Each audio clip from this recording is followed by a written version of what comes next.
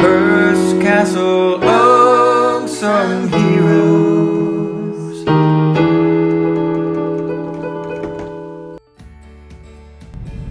Hi everyone, welcome to Hearst Castle. My name is Paula, and today I'm going to tell you a little bit about one of our unsung heroes, tile setter Joseph Giarritta. In 1930, Joseph Giarritta was working with his uncle Tony Giarritta installing tiles at the Roman Pool. The Roman Pool is the indoor pool at the vast San Simeon estate of media mogul William Randolph Hearst.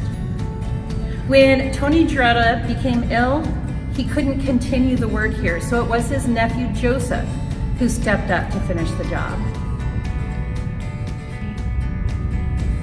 The glass for the tiles came from Murano, Italy, a place that is still famous today for its glassmaking.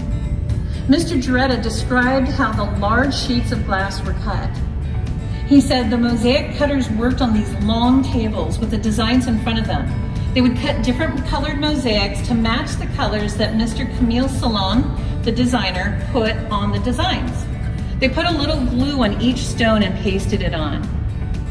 Mr. Giarritta was able to work under pressure for a range of personalities who were leading the work on the hilltop, including California's first licensed woman architect, Julia Morgan. Mr. Giarritta said, after sections of the pool were mounted on paper, they sent it up to me at San Simeon. I had the blueprints up there and installed the mosaic according to the prints in the exact location where Miss Morgan wanted it. There was no margin for error for Miss Morgan. There are about 2 million tiles in the Roman pool design, on the walls and the floors. More than 100,000 of those are gold tiles, gold leaf and glass. Mr. Giarritta once said, the hardest part of the work at San Simeon was putting the mosaic on the ceiling beams. I had to work like the Italian painter that did the work on the Sistine Chapel.